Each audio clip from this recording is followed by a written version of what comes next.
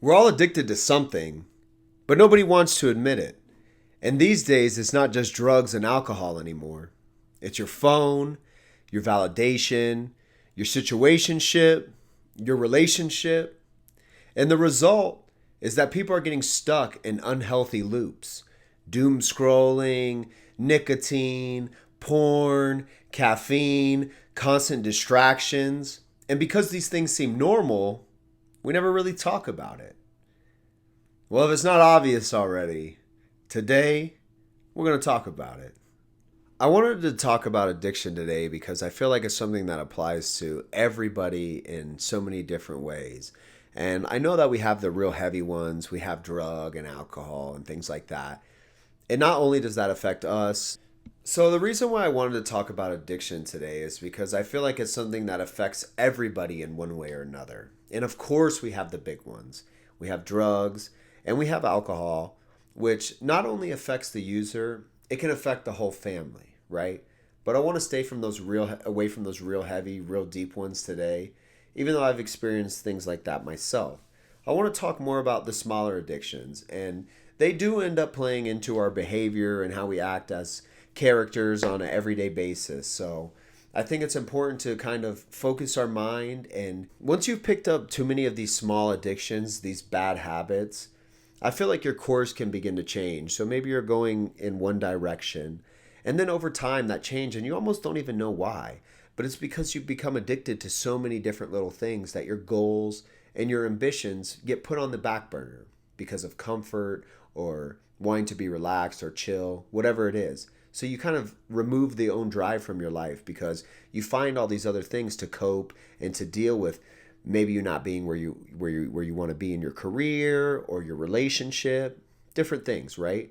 So instead of finding these different coping mechanisms and these small little addictions, how about we find ways to remove them from our lives so that way we can actually move forward and grow as people and maybe achieve some of those goals instead of just being big talkers. You know, being 31 years old and sober has helped me realize that not everybody makes it this far in life. And when you look back on all the friends or family that you might have lost to addiction, you think about how lucky you are to have survived that, and how the experience that you went through in life might be able to impact somebody else or impact the next generation, which is the most important because these people that are coming up, they're going to influence the future generations.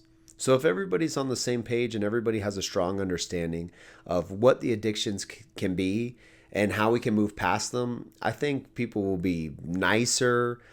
You know, I think there'll be less loss in people's lives and people will just have a better understanding of what addiction is instead of just pushing things away or never talking about them, because that's what happens 90% of the time. We never talk about these things, and I don't know why, until it's too late usually. So how about we get ahead of it and we talk about these small things and maybe some big things and how we can improve our life along the way. The first question that I wanted to ask is, what is addiction? Or more importantly, what does it mean to be addicted?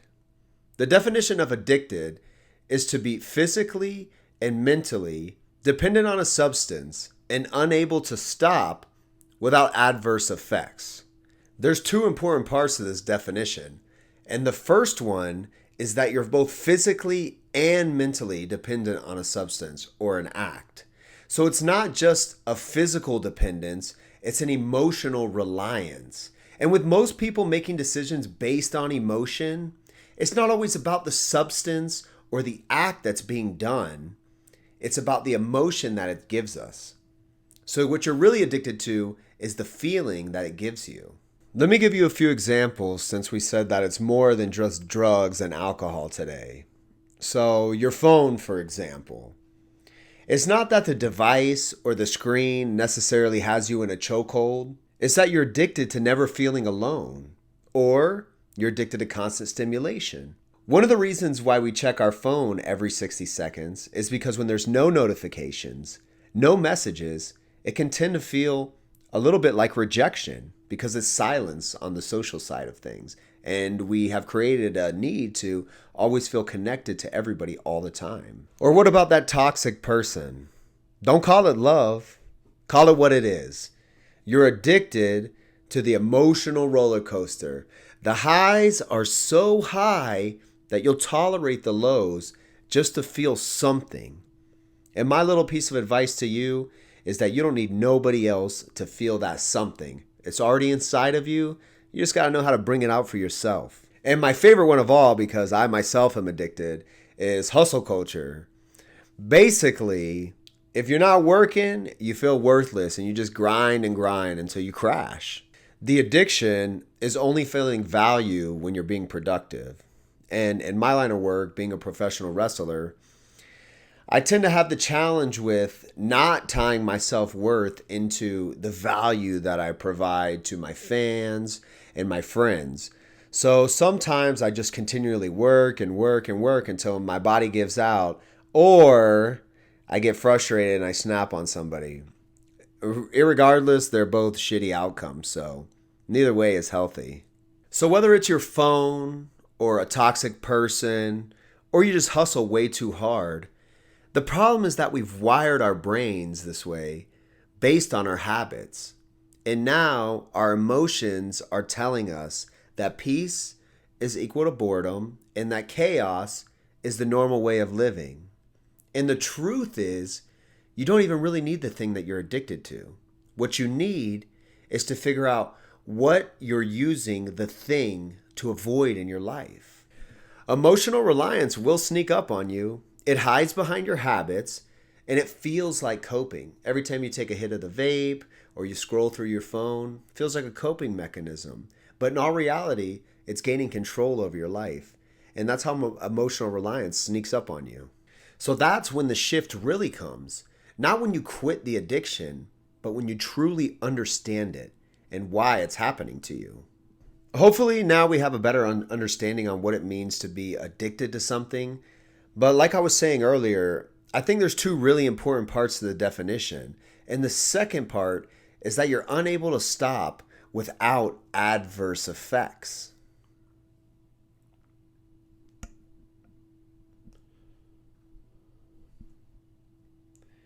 Now, I know for me personally, I struggle with this part the most. And if I had to bet on it, I would say that others do too. Because adverse effects, it seems highly subjective. If you told me that I was scrolling on my phone too much, and I didn't like that, and I thought that there was no adverse effects, that my life was going good, I might not even consider myself addicted to the phone.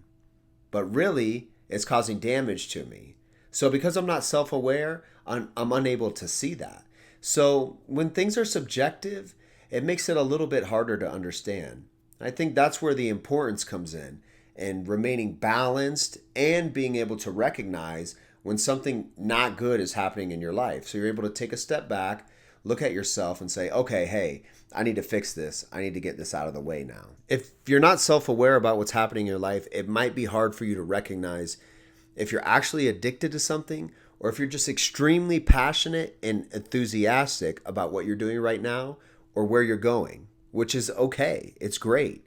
But sometimes that can cross over to addiction, especially when you're not able to look at yourself and see how much time and effort you're putting in because you're just focused on this one goal.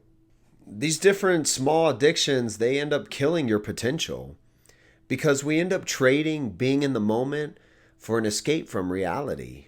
So when you're sitting there binging content that you don't care about, what you're doing is you're not processing what's happening around you, and you're numbing what's going on inside of you. When you're always escaping reality, you're missing opportunities and growth that can only be obtained from being present in the moment right now. If you're never here in reality, how can your life move forward? It can't. Not to mention you're wasting hours and hours that add up to days and weeks and months and eventually years of your life over time. And not only that, plus the energy and the creativity that's wasted on the fake satisfaction that you get from these small little addictions that are not really fulfilling at all. We've all been there. How many times have you opened up your phone 10 o'clock at night, laid in bed, just started scrolling through the socials, And before you know it, it's 1 a.m. and you're just now getting off your phone. You got to look at it this way. That's time that you can never get back. That's energy that could have been spent building something real. And your creativity, it gets suffocated under the comfort of just relaxing. So by feeding your bad habits, you're now starving your future. And be careful not to confuse dopamine with discipline and then get them mixed up. Dopamine is like a quick hit, fast acting. And discipline is playing the long game. Dopamine is going to tell you, it's like that little devil that pops up on your shoulder and it's like, scroll one more post, just one more post. And then you're there scrolling all night. Discipline is a little angel that's going to pop up and say, put your phone down and take your ass to bed because it has your best interest at heart. Dopamine is going to give you what you want right now, make you feel good, but discipline is going to build the life that you want over the next 6 months, the future that you're looking for. So every time that you choose the dopamine, the easy hit, the quick rush, what you're doing is you're telling your brain, you're training it, that you don't deserve better. Because discipline is going to take you in the right direction. Too much dopamine too fast, and you're just going to push yourself into never achieving your goals. The ship with no sail. Okay, so how do we break the cycle? And before we talk about that, I want to talk a little bit about myself. Because this episode, we didn't talk very much about drugs and alcohol. We went into some other things. But me personally, I have my own battle with addiction, drug addiction, alcohol addiction, and without all the messy details, what I will say is that I know for a fact that no matter what you're addicted to, no matter how bad it may seem, no matter what you're going through, you can't get past it, and that the grass will be greener on the other side.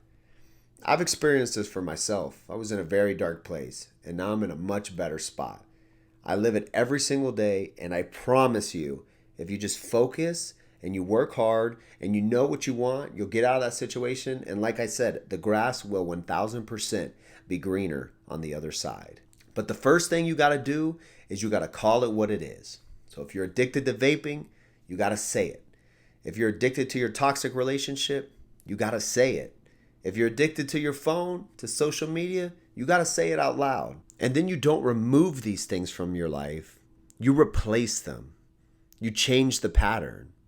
For example, the gym, journaling, reading a book, riding a bike. There's so many different things that you can do with your time. You pick up one of these things and you replace that old in your life, and that's how you find new meaning. For me, it was wrestling, and then it became going to the gym. And now today, what I've realized is that these are just all forms of self-improvement and self-love. So that's what I do today. And that has replaced that addiction in my life to where it's no longer necessary. And I don't know if I would have gotten here without those replacements filling the voids of my life with things that matter to me. Now, after you've done those things, this is when discipline becomes king. You have to set rules for yourself and stick to them as if your future depends on it. Because in all reality, it does depend on it. I have rules for myself today, and I've stuck by them for years, and it's what keeps me out of the bad and on the straight and narrow. So if you feel like you're stuck today, it's probably not bad luck. It's probably bad habits that you've now become addicted to. But don't worry, because you don't need a rehab center. All you need is a little honesty, structure, and to stop lying to yourself. And I mean that in the most beautiful way possible. So yeah, that's pretty much all I got for you guys today. Kept it nice and short. I didn't want to, cloud your brain too much. But if you have any questions, always feel free to hit me up. I always appreciate everybody being here. I hope that you're able to like and subscribe to the channel. But most importantly, I hope that you learned something today. And if you're struggling with any type of addiction in any way, find help or reach out to me or whoever can help you. I don't claim to be a professional. All I do is speak from the experiences that I've had in my life, right? So, I was a former addict. I've been sober for quite some time now, 5 years or so. So things are going great for me, and I hope that they end up going great for you guys too. And remember that you can pull yourself out of any situation because you most likely put yourself there. But it can be done. So never feel hopeless. Never feel overshadowed. Your time will come. Just focus on you. Apply these lessons to your life. And sometimes it's important to quit things that you're addicted to, just to prove to yourself that you can. How many times have you said to somebody, I could stop whenever? Or how many times have you heard that? Sometimes you just got to stop. So that way you can prove to yourself, have respect for yourself, and know that whatever substance or act you're hooked on doesn't really have its claws in you. One more time, thank you guys for being here. Like and subscribe. Let me know if you ever want to hear what's next, or if you have a specific thing that you want me to talk about, and I'll look into it and see what I can do for you. So thank you guys so much. I love you all. Have a safe rest of the week and a safe weekend. Certified out.